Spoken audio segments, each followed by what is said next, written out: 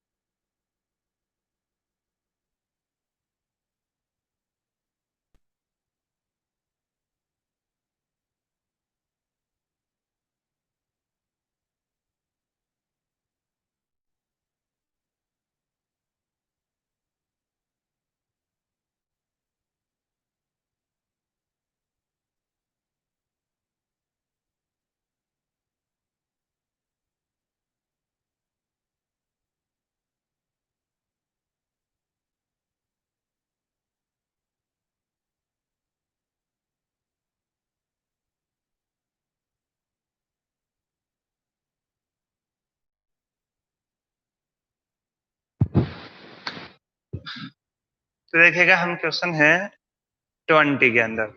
20 का क्वेश्चन क्या कह रहा है?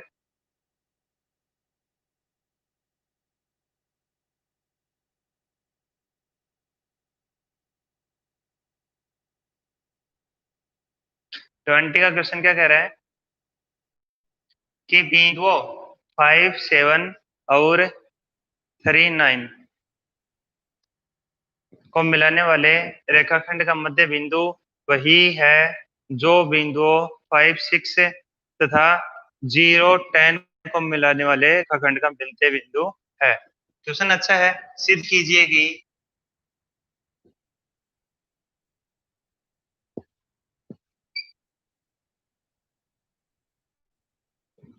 सिद्ध कीजिए कि बिंदुओं 5,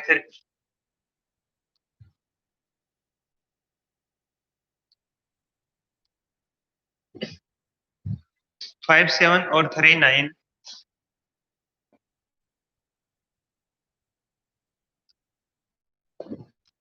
को मिलाने वाले रेखाखंड का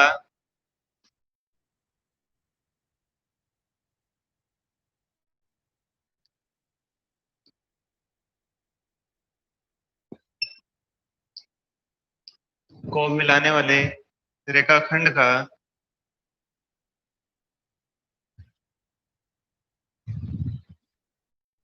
मध्य बिंदु वही है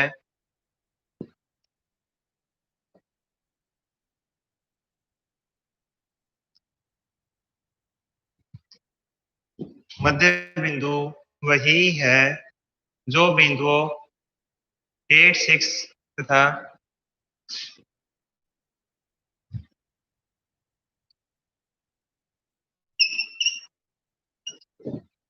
जो बिंदु 8, 6 तथा 0, 10 को मिलाने वाले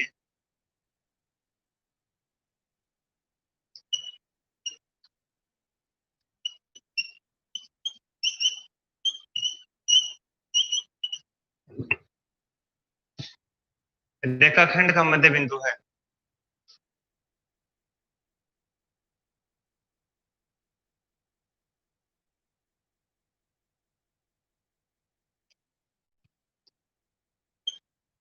मध्य बिंदु है। हल ये कह रहा है कि मान लीजिए एक रेखा है और एक रेखा और है, वो इस प्रकार से है। ठीक है, अब ये कह रहा है कि यहाँ पे ये मध्य बिंदु है इस रेखा का, AB का, और ये मध्य बिंदु है CD का। अब ये पूछ रहा है कि AB का जो मध्य बिंदु है, क्या ये मध्य बिंदु CD का मध्य बिंदु है? ठीक है, तो हम दोनों का मध्य बिंदु निकाल लेंगे। ओके, क्या करेंगे? दोनों का मध्य बिंदु निकालेंगे। तो सबसे पहले लिखिए बिंदु बिंदुओं 5, 7 और 3, 9 का मध्य बिंदु, इनका मध्य बिंदु निकाल लेंगे। क्या आएगा? दोनों का मध्य बिंदु निकालेंगे तो क्या है, 5+3/2 और 7+9/2 ब्रैकेट बंद इक्वल टू, ये कितना हो जाएगा 8/2 और ये कितना हो जाएगा 16/2। तो ये कितना आएगा 4 और 8 आ जाएगा, 4 और 8 आ जाएगा। ओके, इसी प्रकार से तथा बिंदु बिंदुओं 8, 6 तथा 0, 10 का बिंदु, इनका हमें मध्य बिंदु निकालना है। कितना आएगा 8+0/2 और 6+10/2 इक्वल टू 8/2 और ये कितने हो जाएंगे 16/2। तो इतना आ जाएगा 4 और 8। तो दो देखो, इस बिंदु का नाम क्या आया था 4, 8 है, और इस बिंदु का नाम क्या है 4, 8 है। तो दोनों बिंदुओं के लिए ये जो बिंदु मध्य बिंदु वो 4, 8 यानी एक ही बिंदु होगा। ठीक है, तो इसमें हम क्या लिख देंगे, अतः दोनों बिंदुओं के रेखाखंड का बिंदु समान है। क्या लिखेंगे, अतः दोनों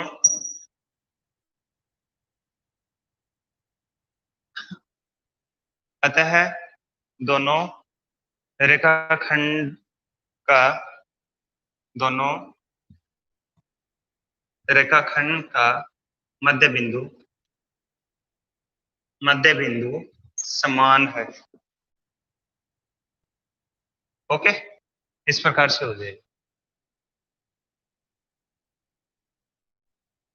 इस एक्सरसाइज का जो लास्ट क्वेश्चन है वो करेंगे हम इसके बाद में। एक जानकारी के लिए एक चीज बता देता हूँ आपको, गवर्नमेंट ने इसका 40% कोर्स लेस कर दिया है, हटा दिया। ओके, आपकी बुक का इस बार यदि पेपर जो होंगे आपके वार्षिक परीक्षा, उसमें 40% कोर्स हटा दिया है। ओके, यानी 10 में से 4 अक्षर हटा दिए हैं, 10 में से आपको 6 ही पढ़नी है। बट गवर्नमेंट ने अभी तक ये नहीं बताया है कि कितनी एक्सरसाइज आएंगी और कितनी नहीं आएंगी, यानी कौन सा हटाया है वो गवर्नमेंट ने अभी तक, शिक्षा विभाग ने अभी तक उजागर नहीं किया है कि कौन सा सब्जेक्ट आएगा। तो हमें सब कुछ पढ़ना पड़ेगा, बट यहाँ ने कंप्लीट कर लिया है 9 एक्सरसाइज तक। ये लास्ट क्वेश्चन बचा हुआ है, आज की एक्सरसाइज ये कंप्लीट हो जाएगी।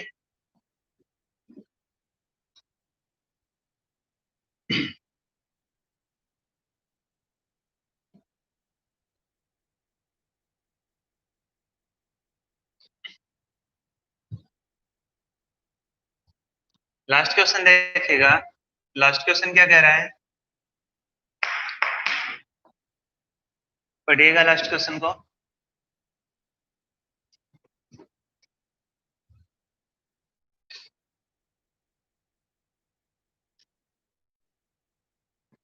लास्ट क्वेश्चन क्या कह रहा है देखो, यदि त्रिभुज की भुजाओं के मध्य बिंदु,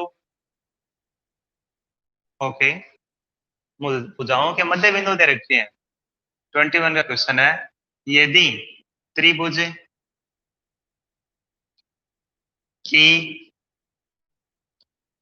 भुजाओं का मध्य बिंदु,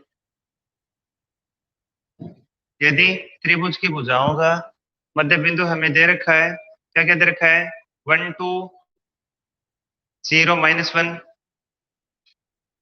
1, 2, 0, -1 आगे दे रखे हैं, तथा 2, -1 तथा 2, -1 है। तो त्रिभुज के शीर्षों के निर्देशांक ज्ञात कीजिए। है तो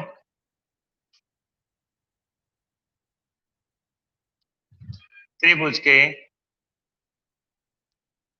शीर्षों के निर्देशांक ज्ञात कीजिए। मध्य बिंदु दे रखे हैं भुजाओं के, याद क्या करने हैं, शीर्षों के निर्देशांक ज्ञात करने हैं। तो इसको किस प्रकार से करेंगे, तो देखिए करते हैं। तो सबसे पहले तो डायग्राम बनाते हैं, डायग्राम से समझ में आ जाएगा। ये देखिए त्रिभुज है, हमें इसके शीर्षों के निर्देशांक नहीं दे रखे, हम इसको ए मान लेते हैं, इसको बी मान लेते हैं और इसको सी मान लेते हैं।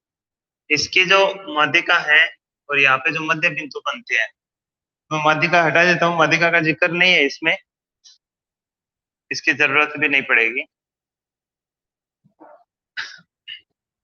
ये मध्य बिंदु है इसका, बी सी का मध्य बिंदु, इसको हम डी नाम देते हैं। और ये क्या है, 1 और 2 है।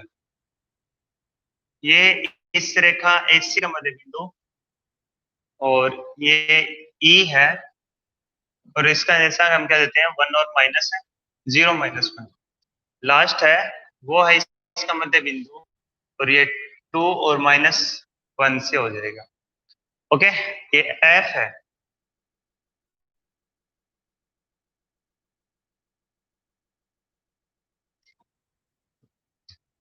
तो ये x1 हम मान लेते हैं इसको y1, ये x2 और y2, और ये x3 और ये y3 माना।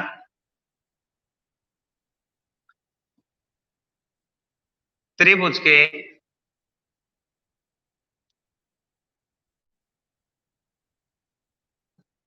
शीर्षों के निर्देशांक x1 y1, x2 y2 और x3 y3 है। क्या मान लेंगे, जो त्रिभुज है उसके शीर्षों के निर्देशांक x1 y1 x2 y2 और x3 y3 है। ओके,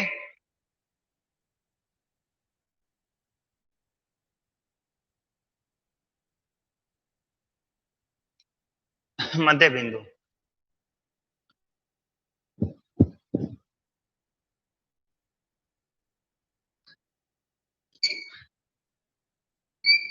x1 y1 और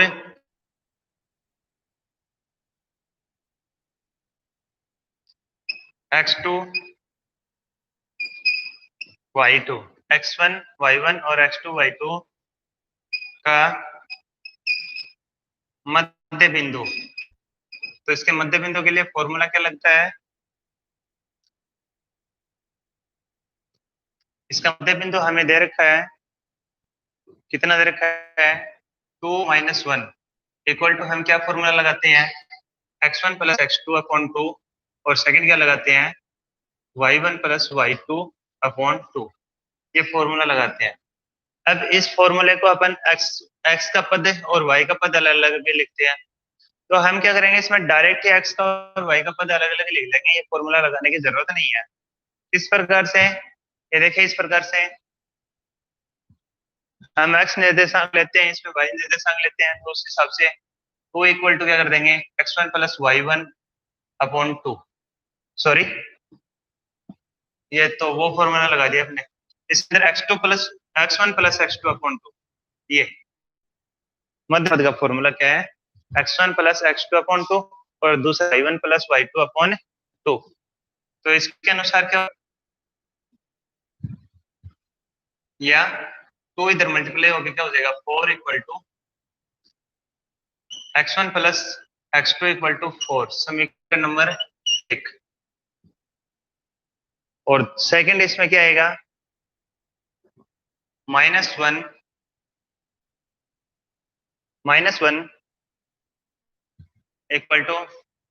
y1 + y2/2, या y1 + y2 = -2, समीकरण नंबर 2। ठीक है, हमने ए बी का मध्य बिंदु निर्देशांक निकाले हैं, यानी ए बी, एफ बी के लिए याद किया है। ओके, किसके लिए? एफ बी के लिए।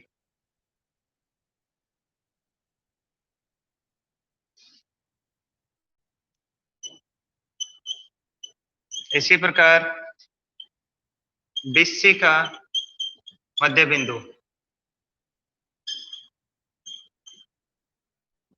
बीसी के मध्य बिंदु की बात करेंगे तो बीसी का मध्य बिंदु 1 इक्वल टू क्या आएगा? x2 plus x3, x2 plus x3 upon 2, या x2 plus x3 equal to x2 plus x3 equal to कितना आ जाएगा? 2 1 जा 2। समीकरण नंबर 3 आगे देखिएगा।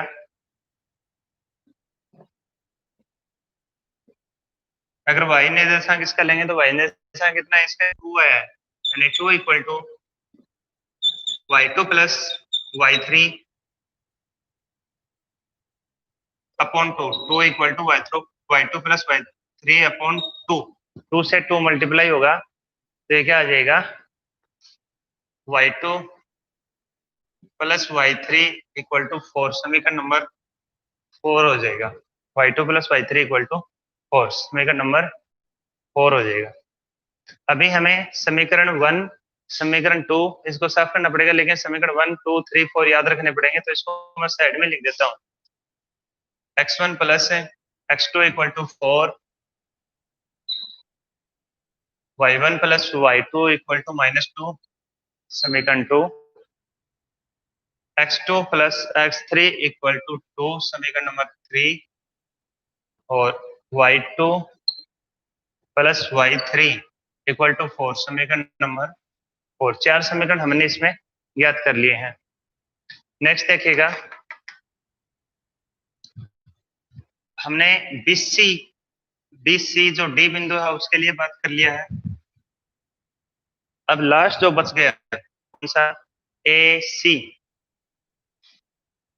इसी प्रकार एससी का मध्य बिंदु क्या आएगा? जी बराबर x1 प्लस x3 अपॉन 2, या x1 plus x3 equal to क्या हो जाएगा? 0, समीकरण नंबर 5। और -1 इक्वल टू, इन दोनों को जोड़ देंगे लास्ट वाले, y1 प्लस y3 अपॉन 2, 2 इधर मल्टीप्लाई में लग जाएगा तो -2 हो जाएगा, समीकरण नंबर 6। ओके, तो ये दोनों समीकरण भी लिख लीजिएगा। इतना होने के बाद में देखिए अब क्या करेंगे? समीकरण x के जो समीकरण है, x के कौन से समीकरण है देखिएगा। समीकरण 1 x का है, समीकरण 2 भी किसका है? x का है। सॉरी 2 नहीं, समीकरण 3 भी x का है, और समीकरण 5 का है x का है। समीकरण 1 3 और 5 को जोड़ने पर इनको क्या कर लेंगे? अपन जोड़ लेंगे। पहला क्या है? पहला समीकरण क्या लिखा अपन ने? साइड में लिख रखा है x1 प्लस x2। ओके, समीकरण नंबर 3 क्या लिखा है? Plus x2 plus x3 plus, समीकरण नंबर 5 क्या है? x1 plus x3 equal to, equal to में क्या क्या है? एक में 4 है, एक में 2 है, और एक में यहाँ पे क्या है? 0, या x1 2x1, x2 x2 2x2, और x3 2x3, यानी 2 कॉमन आ जाएगा, x1 plus x2 plus x3। ये समझ में आ गया सभी के? 2 कॉमन कैसे आएगा? 2 कॉमन कैसे आएगा? समझ में आ गया कैसे आएगा? देखो x1 को जोड़ेंगे तो 2x1 हो जाएगा, 2x1 x2 x2 जोड़ेंगे तो 2x2 हो जाएगा, और x3 को जोड़ेंगे तो 2x3 हो जाएगा, यानी 2 इसमें लगेगा। ये क्या हो जाएगा? ये 2x1 plus 2x2 plus 2x3 हो जाएगा, इस प्रकार से। तो यहाँ से 2 2 2 सभी लगेगा, तो 2 कॉमन ले लिया हमने। ओके, और x1 plus x2 plus x3 और लास्ट वालों को जोड़ दिया। लास्ट वालों को जोड़ने के बाद में कितना आ गया है, 6 आ गया। और 2 का जैसे डिवाइड कर देंगे, ये x1 plus x2 plus x3 equal to कितना हो जाएगा, 3 हो जाएगा। समीकरण नंबर कितने हो गए, समीकरण 6 हो गए। ये 7 का समीकरण लगा लो।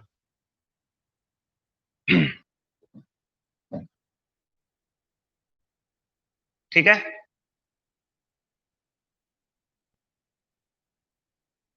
अब x1 plus x2 plus x3 हो गया। ऐसे अपन को क्या निकालना है, y1 plus y2 plus y3 निकालना है। तो उसके लिए क्या करेंगे, हम जो जो y के हैं उनके सभी को जोड़ देंगे। इसी प्रकार y1 plus y2 plus y3 equal to, मैं डायरेक्ट जोड़ रहा हूँ, y1 plus y2 plus y3 direct जोड़ रहा हूँ। y1 सॉरी, इसी प्रकार, पूरा नहीं लिखा, इसी प्रकार समीकरण 2, 4 व 6 को जोड़ने पर, 2 4 6 को जोड़ देंगे तो देखिएगा 2 4 6 को जोड़ेंगे तो क्या आएगा, 2 का क्या है -2, फिर एक 4 है और ये कितना है -2 है। तो इनको जोड़ जाड़ के सारा का सारा क्या हो जाएगा, 2 बार तो -2 है, यानी -2 और -2 और प्लस 4 है, कितना हो जाएगा ये, -2 कितना हो जाएंगे, 4 हो जाएंगे। और 4 से 4 का है तो ये 0 हो जाएगा। कितना हो जाएगा, 0। और इसका जो 2 आगे है वो भी इसमें भाग में जाएगा तो वो भी किस में हो जाएगा, 0 में हो जाएगा। ठीक है, तो एक तो क्या आ गया है, x1 plus x2 plus x3 equal to 3 आएगा, और दूसरा y1 plus y2 plus y3 equal to क्या आ जाएगा, 0 आ जाएगा। समीकरण नंबर 8। ठीक है, समीकरण 8 हो गया। अब देखो समीकरण 7 में समीकरण 1 से मान रखने पर, समीकरण आगे जब इसको करेंगे तो देखो अब क्या करेंगे, समीकरण 1 और 7 से, समीकरण 1 और 7 से, 1 में देखो, 7 में देखो सबसे पहले क्या है, x1 x1 x2 x3, और समीकरण 1 में देखो क्या है, कॉपी का पेज पलटोगे, समीकरण 1 को क्या है, मैंने लिख रखा है बोर्ड पे आगे, प्लस x2 दे रखा है, क्या दे रखा है, x1 प्लस x2 कितना है, 4 दे रखा है। जो ये x1 और x2 है ना, इसकी जगह हम क्या रख लेंगे, 4 रख लेंगे। तो मैंने x1 x2 की जगह कितना रख लिया है, 4 रख लिया, और प्लस x3 इक्वल टू क्या हो जाएगा, 3, या ये 4 इधर जाएगा, इसमें माइनस लग जाएगा, x3 इक्वल टू क्या हो जाएगा, -1 हो जाएगा। ये देखो यहाँ से x3 का मान आ गया, एक पद का मान आ गया ना, एक पद का मान आ गया।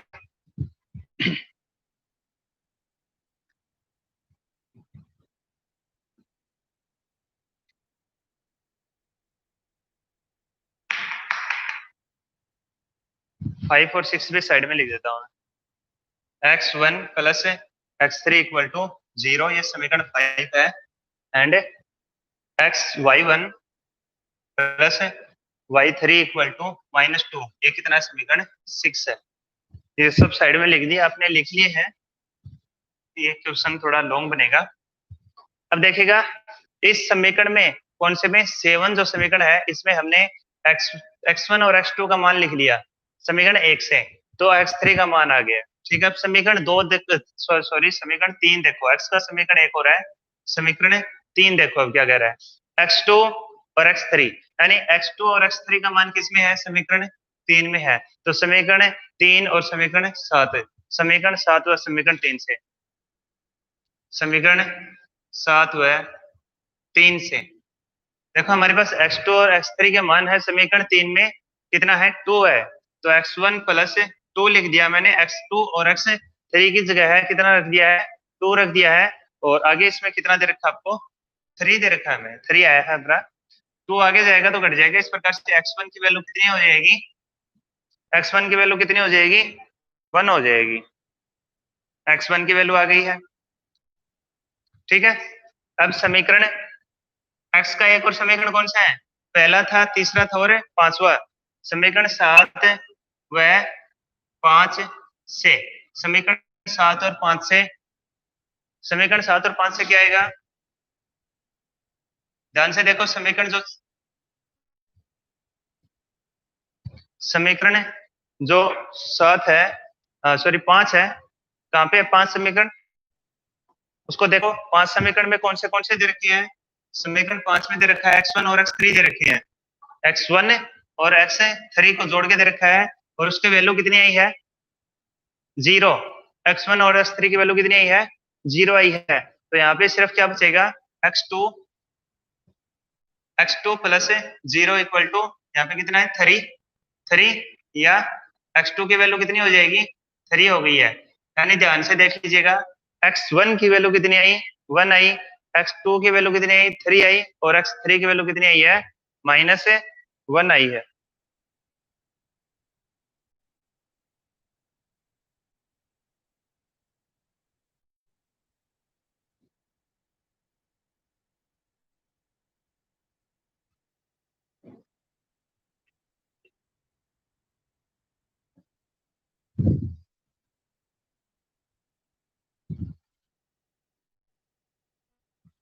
x2 x3 तो है ना, इसमें देख लेते हैं एक बार, कोई मिस्टेक नहीं है तो ओके, ठीक है, बिल्कुल सही है।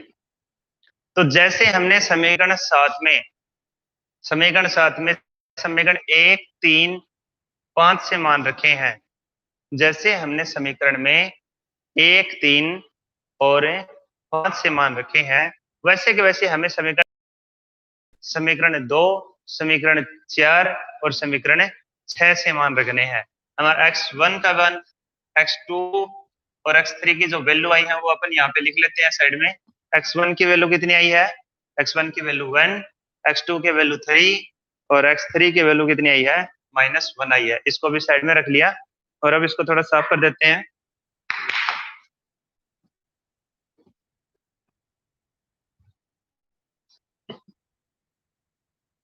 ये समीकरण 7 में नहीं चाहिए, और समीकरण हमें कौन सा चाहिएगा? 8 चाहिएगा, ठीक है। बाकी समीकरण अपने पास में साइड में है, आप लोगों के पास कॉपी में नोट है। तो नेक्स्ट देखिएगा, समीकरण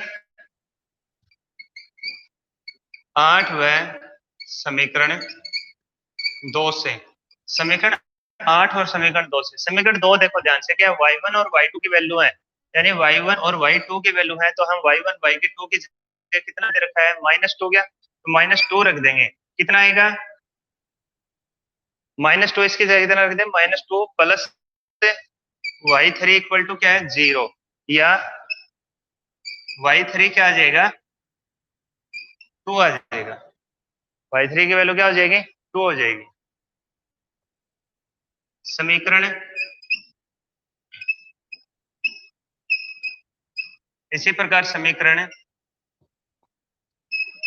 8 व 1, ये 2 है, और फिर 4 की बात करें, 4 से, समीकरण 4 में क्या दे रखा है? y2 और y3 दे रखे हैं, तो y2 और y3 की वैल्यू जब इसमें रख देंगे, 2 और 3 की वैल्यू रखनी है अब, यानी y1 तो रहेगा, प्लस y2 y3 की वैल्यू कितनी है? 4 है, इक्वल टू 0, या y1 कितना आ जाएगा? -4 आ जाएगा, ठीक है। इसी प्रकार समीकरण कौन सा समीकरण लेंगे? 6 से, उसके अंदर हमें क्या दे रखा है? समीकरण 6 में y1 और y3 की वैल्यू दे रखी है, y1 और y3 की वैल्यू दे रखी है, यानी y2 तो रहेगा, और y1 और y3 की वैल्यू कितनी दे रखी है? -2 दे रखी है, तो इसकी वैल्यू कितनी आएगी? -2 इक्वल टू, यहाँ पे क्या है? 0, या y2 इक्वल टू क्या आ जाएगा? 2 आगे चला जाएगा। y2 की वैल्यू कितनी आ गई है? 2 आ गई है, ओके। इस प्रकार से हमने प्रत्येक की वैल्यू निकाल ली है। प्रत्येक की वैल्यू, y1 की वैल्यू कितनी आई है? -4, y2 की वैल्यू कितनी आई है? 2, और y3 की वैल्यू आई है 3। तो हमारे पास x1, x2, x3 y1 y2 y3 की सभी की वैल्यू आ गई है। ओके, अब हमें कुछ नहीं करना, इसके अंदर एक लाइन लिखनी है सिर्फ। हमें करना है अतः त्रिभुज के शीर्षों के निर्देशांक, अतः त्रिभुज के शीर्षों के निर्देशांक ए, जो शुरू में हमने माना था वो हमें लिखना है। ए x1 x2 सॉरी x1 और y1 कितना है, 1 - 4, 1 - 4, ठीक है। बी x2 y2 3 2, तथा सी x3 y3 -1 और 3।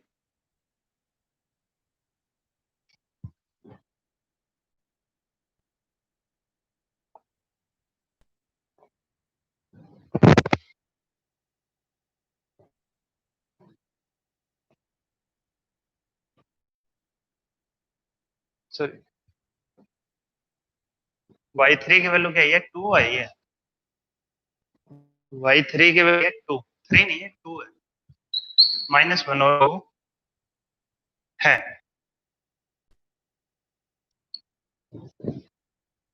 ठीक है,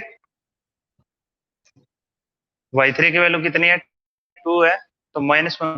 अतः है त्रिभुज के शीर्षों के निर्देशांक क्या हो गए, 1 -4 3 2 -1 और 2 है। तो इस प्रकार से लास्ट क्वेश्चन है ये, काफी लॉन्ग क्वेश्चन बनेगा। ओके, तो आज के लिए इतना ही। आज हमारा ये चैप्टर है, कल जो नया चैप्टर स्टार्ट करेंगे उसके बारे में कल ही बताएंगे कौन सा चैप्टर स्टार्ट करेंगे।